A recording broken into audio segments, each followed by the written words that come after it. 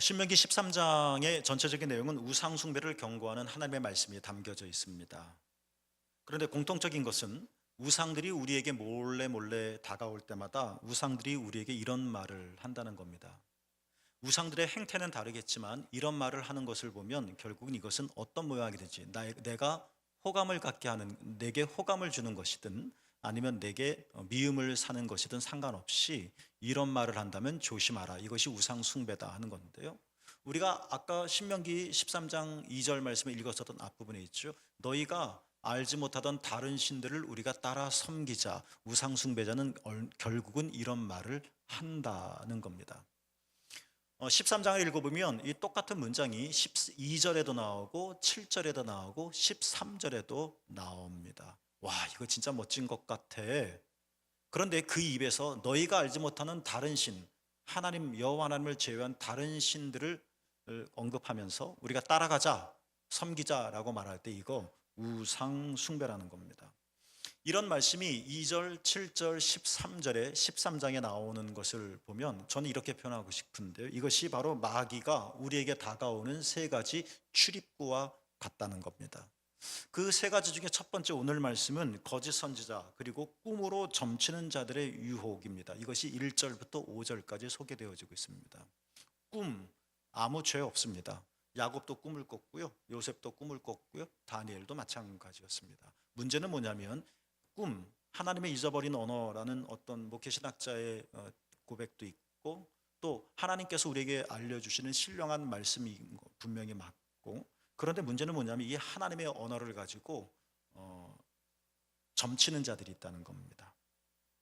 그러면서 이렇게 호감 있게 우리에게 다가와서 아까 말씀드렸던 것처럼 너희가 알지 못하던 다른 신들이 있어. 너 하나님 믿지?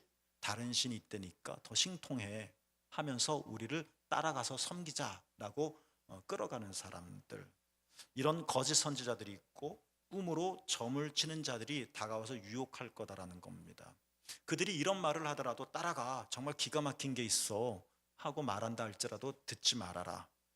그의 말을 듣지 말고 따라가서는 안 된다 하는 것이 오늘 3절의 말씀입니다. 오래전에 우리나라 교회사에 관한 책들을 읽으면서 어떤 조그만 논문인데요. 초기 한국에 와서 선교를 하던 장로교 선교사님이 파송한 미국 선교국에 한국 종교 동향을 보고한 내용이 있습니다. 그런데 그 보고서에 읽어보면 질문은 이런 거죠.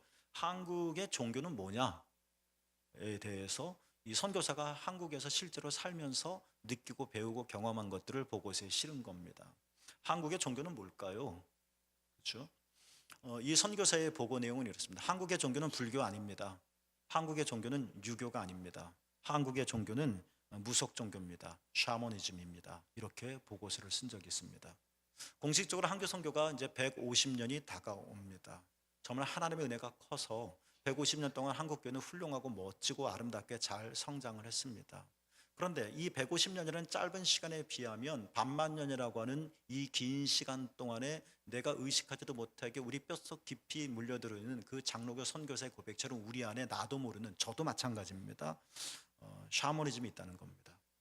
이것은 기독교만은 아닙니다. 불교가 원래는 그런 것이 아니었는데 이젠 비는 종교가 되었듯이 우리가 일부러 그런 것은 아니지만 우리 안에 나도 모르는 샤머니즘적인 것이 있다는 겁니다. 신주단지라는 말이 있죠.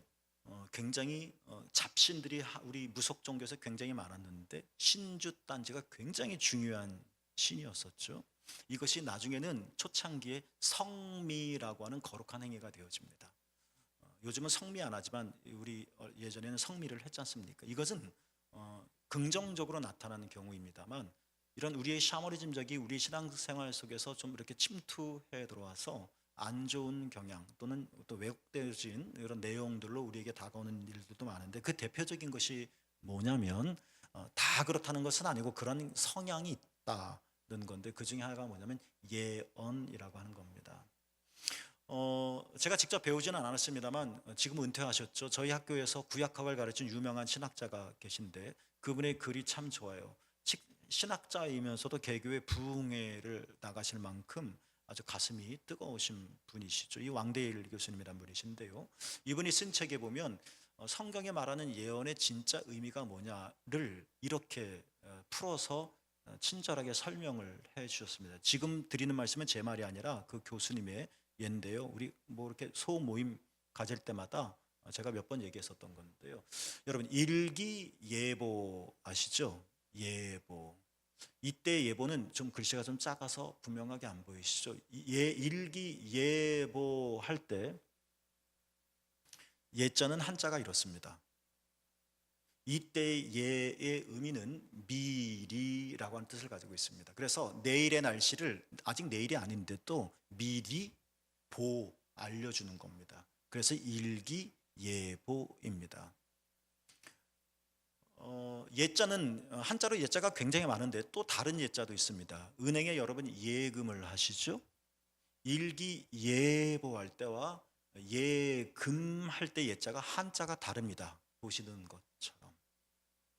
이때의 예는 예금할 때의 예자에는 뭐냐? 맡기다는 겁니다. 은행에 돈을 맡긴다라는 뜻입니다. 왕대일 교수님에 의하면 예언이 뭐냐? 예언은 기독교만 하는 것은 물론 당연히 아니죠. 무속 종교에서도 예언이 있습니다. 그런데 성경에 말하는 예언은 뭐냐? 하나님이 파송하신 예언자는 어떤 사람이냐인 겁니다. 성경에 말하는 예언이라고 하는 것은 한자적으로 의미를 추적해 보면 오히려 예보할 때의 예자가 아니라 예금할 때의 예자의 의미와 가깝다. 아니 그거다라고 말을 합니다. 그래서 제가 정말 끄떡끄떡거리면서 성경을 제가 묵상을 하다가 예레미야 1장 9절에 보면 하나님께서 예레미야를 부르시면서 개역 성경엔 이렇게 말씀하셨습니다. 보라 내가 내 말을 내 입에 두었노라. 근데 요걸 새번역 성경에는 지금 보시고 있는 것처럼 이런 말로 번역을 했습니다. 보라 하나님 말씀하신 거예요. 보라 내 말 하나님 말이죠. 내 말을 내 입에 어떻게 한다고요? 맡긴다. 맡긴다가 예금할 때의 예입니다. 그러니까 예언이라고 하는 것은 미래를 예측하는 게 아닙니다. 미래를 점치는 게 아니라는 겁니다. 그냥 사전적인 의미는 예언에 그런 의미가 담겨져 있기는 하지만 그러나 성경에 말하는 예언, 우리 기독교 신앙의 예언은 따라 우리가 어디로 가야 할까요? 좀 알려주세요. 하나님이 이렇게 말씀하십니다. 당신 미래에 이런 일이 일어날 겁니다. 이거 예언이 아니라는 겁니다. 이건 샤머니즘적인 겁니다. 그러니까 샤머니즘이 다 나쁜 거는 아니지만 어찌됐든 신앙하고 우리 기독교 신앙하고는 거리가 있다는 거예요. 물론 성경에 예언이라는 단어가 많이 여러 번 나오는데 국한문 성경을 살펴보면 예언도 폐하고 방언도 그치고 뭐 이런 성경 구절들이 있는데 이 국한문 성경에 보면 예언이란 단어가 나올 때마다 우리나라 한문이 그럴 수밖에 없으니까 예자는 예보할 때 예자를 씁니다. 그러나 그렇다고 하더라도 성경에 말하는 기독교의 예언의 본래 의미는 하나님의 말씀을 예언자에게 맡긴다는 뜻입니다. 내가 뭔가 미래를 예측해서 이런 거야 라고 예견하는 게 아니라 하나님이 말씀해 주신 것을 그대로 전하는 겁니다. 그래서 표준 세번역에 보면 예언자들이 말씀하실 때마다 개역 성경하고는 다른 양식으로 번역되어진 특징 중에 하나가 뭐냐면 큰 따옴표가 많습니다. 그러니까 예언자가 말하는데 내 말이 아니라 하나님이 말씀하셨습니다 라고 큰 따옴표를 묶어서 말을 하는 겁니다. 말하는 자는 예언자지만 그러나 실제로 말하는 분은 누구예요? 예언자가 아니라 하나님입니다. 그러니까 우리도 모르게 갑갑할 때, 미래가 불안할 때, 내 자녀들이 잘 될까? 내 인생이 어떻게 될까? 우리는 예언기도 받아봐 라고 말을 합니다. 그럴 수 있습니다. 성경에 말하는 예언이 예보할 때 미래를 예측한다는 것도 포함하고 있기는 합니다. 그러나 예언은 원래는 그런 게 아니라는 겁니다. 더 포괄적이고 깊은 것인데 내가 어떻게 미래를 알 수 있을까? 내가 추리하고 생각하고 뭔가 환상을 봐서가 아니라 하나님이 내 입에 말씀을 맡겨주셨기 때문에 미래의 일을 내가 말하는 거지, 맡겼다가 중요한 거지, 이게 신통망통해서 내가 뭐 미래를 다 아는 사람처럼 이게 예언이 아니라는 겁니다. 어느 통계에 의하면 통계마다 좀 수치는 다르기는 한데요, 기독교인 중에서 약 40%가 점을 본다고 합니다. 40%라면 여기도 40%는 아니겠죠. 그분들은 저 다른 데 계시겠죠. 여러분, 요즘 젊은이들 사이에 유행하는 것이 있는데, 가방에 달고 다니는 부적 액세서리라고 합니다. 야, 신세대는 MZ세대들도 사주를 보고 부적 액세서리를 달고 다녀? 안 어울릴 것 같습니다.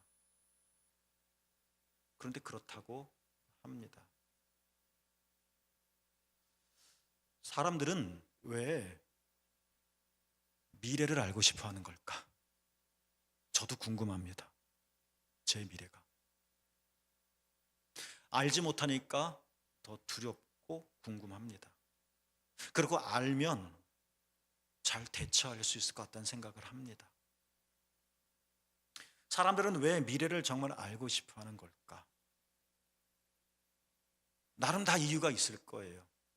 그런데 우리가 미래를 알고 싶어 하는 진짜 이유는 뭐 다 그런 것은 아니겠지만요, 미래를 알고 싶어 하는 진짜 이유는 뭐냐면 현재가 불안하기 때문에 그렇습니다. 현재가 불안해요. 예수님 말씀처럼 내일은, 찬양 가사처럼 내일은 몰라요. 만약 현재가 안전하다면, 그래서 계산이 설 수 있다면, 그저께 이랬고 어제 이랬고 오늘 이래, 그럼 내일은 뭐 확실할 수는 없겠지만 이럴 수 있겠구나, 이렇게 뭔가 계산이 선다면, 내일을 예측할 수 있다면, 우리는 미래 확정적으로 아는 사람은 아무도 없지만 예측 가능하기 때문에 그나마 안심이 됩니다. 그런데 모릅니다. 지금도 격동적으로 흔들리는데 내일 더 불안하죠. 그러니 미래가 장밋빛이 아니라 미래가 두렵습니다. 그럼 나는 어떻게 될까? 망하는 거 아니야? 궁금합니다. 내가 미래를 안다고 준비하시는 것도 아닌데, 미래를 알면 여러분 진짜 안심이 될까요? 여러분이 내일 일을 안다면, 1년 뒤의 일을 안다면 여러분은 바꿔나갈 수 있을까요? 내 마음이 평안할까요? 그렇지 않습니다. 더 내 가슴은 숨가쁠 겁니다. 그런데도 우리는 알고 싶어 합니다. 진짜 미래가 궁금한 게 아니라 뭐라고요? 지금 불안하기 때문에. 근데요, 진짜 문제는 여기에 있습니다. 진짜 나쁜 사람들입니다. 누구나 다 불안합니다. 현재가. 우리 시대에만 이겠습니까? 6.25 전쟁이 일어나고 일제 치하에 있었을 때 우리 선배들은 얼마나 더 불안했겠습니까? 조선시대에 살고 있었던 여성들은 어떠했겠습니까? 자동차도 없고 집도 마련되지 않았었던 저 부족국가 시대는 더 심하지 않았겠습니까? 불안은 늘 언제나 있고 현재가 안정적인 사람은 아무도 없고, 불안한 현재 때문에 미래가 불투명하고 불투명한 이 미래 때문에 두려움이 우리 안에 들기도 하고, 이것은 모든 시대 모든 사람에게 정도의 차이는 다르지만 마찬가지일 텐데, 문제는 뭐냐면요, 거짓 선지자가 이러한 우리의 불안과 미래에 대한 두려움을 나쁘게 이용한다는 겁니다. 이게 진짜 나쁜 짓이고 이게 진짜 나쁜 사람들입니다. 성경의 예를 들어보겠습니다. 마가복음 13장에 보면, 마태복음에도 나오는 말씀이지만, 예수님께서 제자들과 함께 성전에서 나와, 예루살렘 성전에서 나와 기드론 골짜기를 지나 동쪽에 있는 높은 감람산 중턱에까지 이르렀습니다. 거기에 서면 예루살렘 성전이 다 보입니다.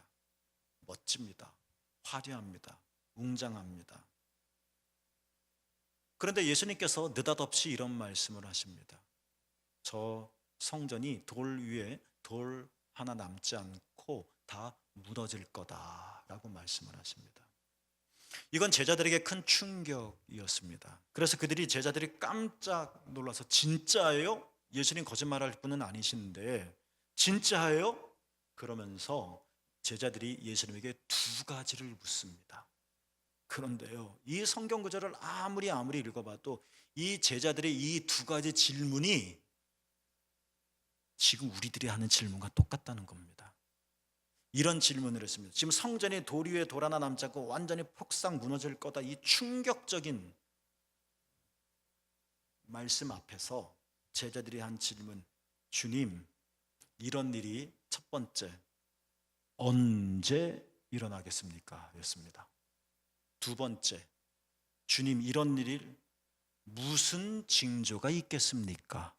였습니다. 뭐라고요? 언제 일어나겠습니까?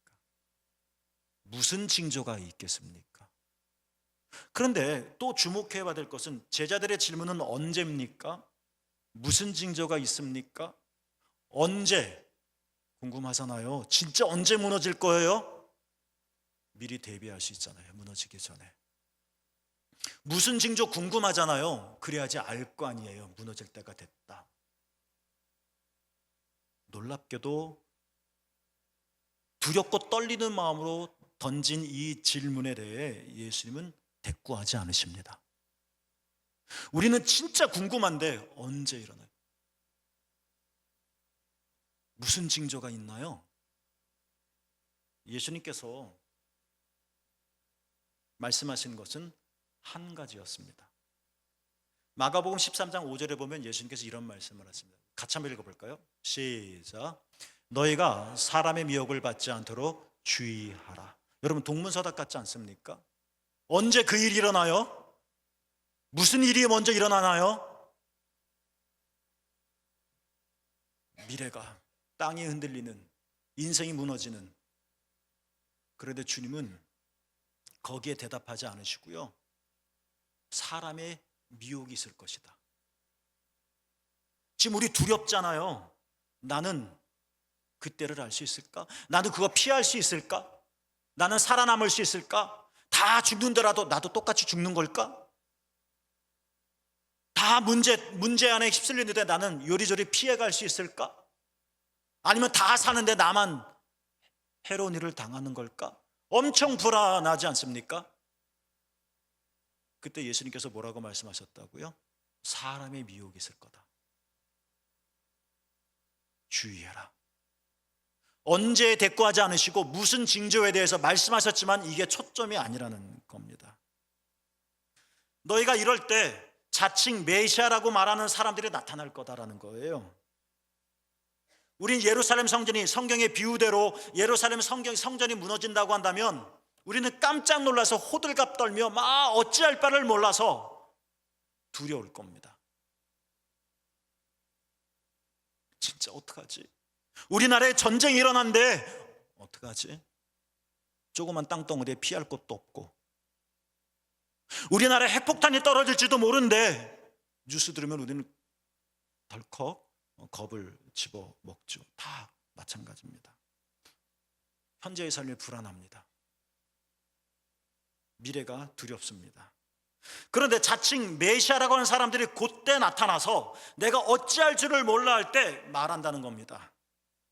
내가 세상을 구원할 수 있어. 내가 이 문제를 해결할 수 있어. 내가 너를 살릴 수 있어.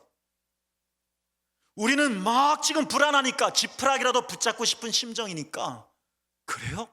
당신이 나를 살릴 수 있다고요? 당신이 이 문제를 해결할 수 있다고요? 하면서 귀가 쫄깃해집니다. 그리고 따라갑니다.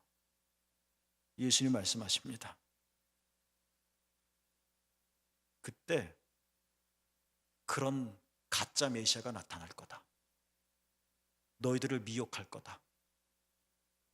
사람의 미혹을 받지 않도록 어떻게 하라? 주의하라. 이게 예수님의 포인트입니다. 여러분 성경을 잘 읽어보세요. 예수님께서 데살로니가전서 읽어보면 예수님의 재림에 가장 가까울 때 쓰여진 성경책인데, 예수님께서 곧 오실 것이다, 곧 오실 것이다. 데살로니가전서 후서에 읽어보면 우리가 보통 휴거라고 말하죠. 예수님 오신다, 예수님 오신다. 그런데 놀랍게도 바울은 예수님이 오실 것이니까 게으르지 말아라, 열심히 살아라, 쉬지 말고 기도해라, 범사에 감사하라. 예수님이 오신다는 것은 미래 얘기인데 바울의 초점은 어디 있느냐면 미래가 거짓말이 아니라, 거짓말이란 뜻이 아니라, 그러니까 오늘에 우리의 시선을 집중시킵니다.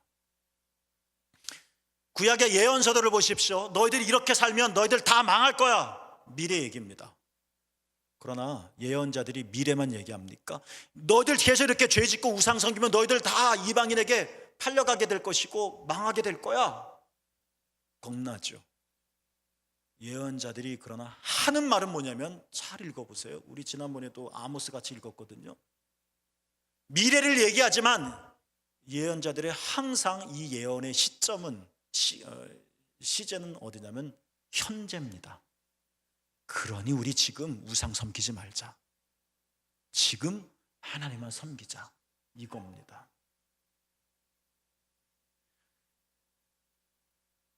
마가복음 13장처럼 여기저기 전쟁이 터질 거다, 우리는 그 흥분합니다. 우리나라에 전쟁이 일어나면 어디로 가서 살 수 있을까? 동남아 가면 살 수 있을까? 미국 가면 미국 가면 핵을 피할 수 있을까? 지진과 기근 같은 자연재난이 더 심하게 일어날 거다, 우리는 깜짝깜짝 놀랍니다. 내가 미래를 설계할 수 있을까? 이것이 의미 있는 일일까? 가슴 터집니다. 놀랍니다. 그런데 마가복음 13장 8절에 보면 예수님께서 이런 말을 합니다. 근데 얘들아, 이건 시작에 불과해. 시작에 불과하다는 예수님의 말씀은 이것보다 더 어마어마한 일들이 줄줄이 기다리고 있어라는 뜻이라기보다도 그 말의 의미는 전쟁이 터지고 너희들 깜짝깜짝 놀라게 만들고 불안하게 만들고 두렵게 하는 일들이 막 일어나겠지만 시작에 불과해. 이 말은 뭐예요? 놀라지 마, 이 일에. 이런 일이 일어난다 할지라도 정신 팔지 말고 하나님에게 집중해. 여러분, 이게 예수님이 마지막 날에 있을 재난을 설명하면서 하셨던 핵심적인 말씀입니다. 우리가 귀담아 들어야 해요. 뭔가 자기가 대단한 신앙인인 것처럼 내가 예언자를 만났어, 내가 메시아를 만났어, 이게 하늘의 이야기야, 감히 건방 떨면서 얘기하는 사람들.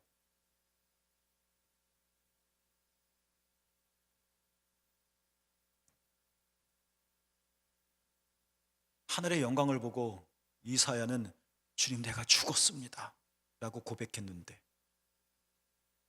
예레미야는 내가 어찌, 나는 어린데 말했는데, 하물며 감히 우리가 하나님의 뜻은 이겁니다 라고 말할 수 있을까?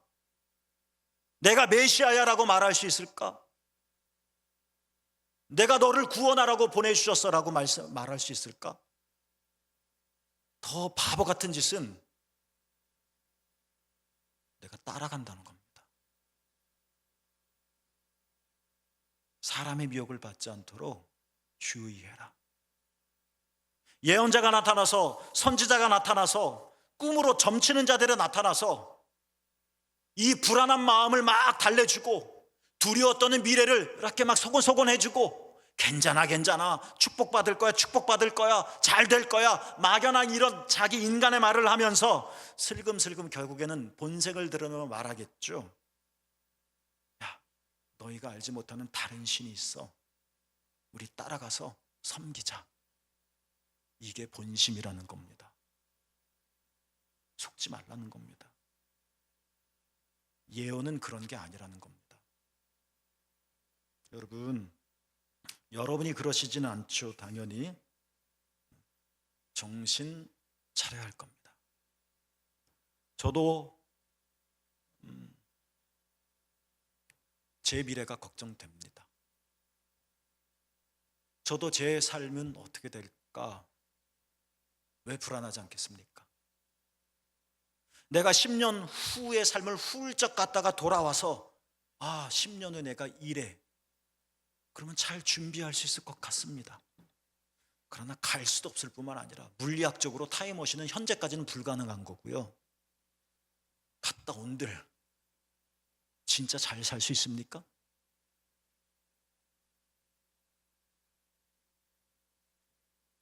오늘을 우리가 잘 살지 못하는데 내일을 어떻게 잘 살 수 있겠습니까? 예수님께서 말씀하십니다. 거짓 선지자들을 삼가라. 양의 옷을 입고 너희에게 나온다. 그러나 속에는 노략질하는 일이다. 거짓 선지자는 양의 옷을 입고 다닙니다. 그럴듯합니다. 듣기 좋은 말을 합니다. 옳은 말 합니다. 내가 정말 원하는 말을 합니다. 내가 지금 너무 불안하니까 하나님 이렇게 말씀하셨어 하면서 불안을 잠식시키는 말을 합니다. 양의 옷을 입고 옵니다. 그래서 거짓 선지자는 때로는 열정으로 가득한 사람처럼 보입니다. 양의 옷을 입고 옵니다. 그래서 때로는 기가 막힌 사랑으로 우리에게 다가옵니다. 그러나 거짓 선지자는 속에는 노략질하는 일이라. 거짓 선지자는 아마 둘 중에 하나일 겁니다. 이런 우리의 세태 속에서 내 삶을 담보할 수 없는 미래에 대한 두려움과 현재의 극심한 이 불안 속에서 혼란을 겪으면서 도대체 뭐야, 어떻게 해야 돼? 근심, 노사초심하는 이 상황 속에서 거짓 선지자들은 두 가지 중에 하나를 가지고 우리에게 올 겁니다. 우리를 더 두렵게 만드는 겁니다. 겁박하는 겁니다. 더 꼼짝없이 만드는 겁니다. 그러면서 승글슬쩍 자기는 해결할 수 있다고 말을 합니다. 해결해 주지도 못하면서. 그러면 우리는 더 악한 일을 당하지 않을까 봐 두려움에 사무쳐서 끌려갑니다. 내 아들이 아프다는데, 아플 거라는데 우리가 어찌 아들을 위해서 헌금을 안 드리겠습니까? 내 사업이 망할 거라고 말하는데 내가 어찌 기도를 안 하지 않으시겠습니까? 겁먹고 두려워서 걱정돼서 기도하고 헌금 드리죠. 헌금이 잘못이 아니라, 또는 거짓 선지자는 우리 귀에 듣기 좋은 말을 합니다. 정말 내가 돌이키고 바뀌어져야 되는데 그냥 살살살살 거리면서 내가 원하는 말을 합니다. 그래서 호감이 갑니다. 졸졸졸졸 따라갑니다. 그러나 그 길 끝에 거짓 선지자는 속에는 노략질하는 일이라. 나중엔 우리를 붙잡았다, 내 영혼을 사로잡았다 판단되어질 땐 그 거짓 선지자는 결국 양을 잡아먹을 겁니다. 자기의 유익을 구할 거란 말입니다. 놀랍죠? 그게 신명기 시대 때부터 이미 말씀하고 계시다는 것, 그리고 예수님 시대에도 같았다는 것. 불안한 현재와 두려움의 미래 사이에서 우리는 살아가고 있습니다. 그 속에서 자기가 그리스도라고 말하는 사람을 만나든, 전쟁과 재해가 일어나든, 더 어떤 혹한 일들을 경험하게 되든 주님은 그게 초점이 아니라고 말씀을 하십니다. 어떤 일을 만나든 어떤 사람을 만나든 주님은 말씀하십니다. 두려워하지 말아라. 어떤 자가 나타나서 무슨 말을 하더라도 주님은 말씀하십니다. 사람의 미혹을 주의하라. 주님은 이때 우리에게 진짜 필요한 것은 이거라고 말합니다. 신명기 13장 4절에서 와, 선지자가 이런 말을 해요, 용해요 하고 그들을 따라가려고 할 때 주님께서 그들의 말을 듣지 말아라. 4절처럼 하나님만 따라라. 하나님만 경외해라. 하나님의 명령을 지키며 하나님의 목소리에 청종하며 하나님을 섬기며 하나님만 의지하라 말합니다. 신앙이 뭘까? 신앙은 미래를 아는 게 아닙니다. 미래 궁금하시죠? 저도 궁금합니다. 아는 사람은 아무도 없습니다. 하나님은 알려주시지 않으십니다. 그러니까 우리가 알 수 없는 미래를 어떻게 용한 사람을 통해서 알고자. 내가 지금 불안하니까, 두려우니까, 내가 모르는 걸 남이 안다니까 그게 진짜 내가 모르는 걸 아니까 진짜 맞는 것 같고. 신앙은 미래를 아는 게 아닙니다. 따라가지 마시고. 신앙은 뭡니까? 미래가 걱정되지만 지금 하나님과 함께 거하는 겁니다. 신앙은 여전히 불안하지만 소명을 받아도 우리는 떨립니다. 주의 부르심을 받았다고 하지만 우리는 가슴이 아픕니다. 내가 믿음 안에 걸어간다고 하지만 우리는 역시 혼돈되어집니다.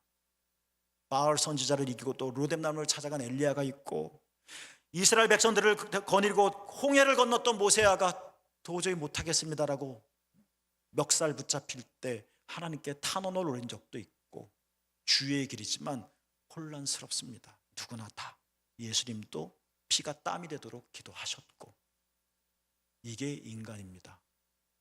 그때 용한 사람 말 혹 갈 겁니다.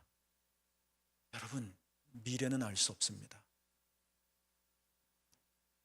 신앙이란 뭡니까? 지금 하나님과 함께 거하는 겁니다. 여전히 가슴 떨리지만 진짜 어떻게 될까? 생각이 많아지겠지만 지금 주님과 함께하며 그분을 따라가는 겁니다.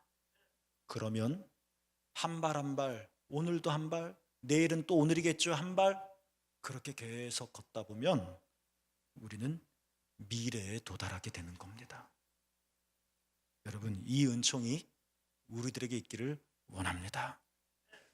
거짓 선지자들의 말에 우리가 따라가지 말고 사람의 미혹을 주의하고 가슴이 아리도록 내일이 걱정되더라도 오늘 하나님과 함께 가십시오. 오늘 하나님과 함께 사십시오. 그럼 미래가 열릴 것입니다. 여러분에게 이런 복이 있기를 축복합니다. 기도합니다. 하나님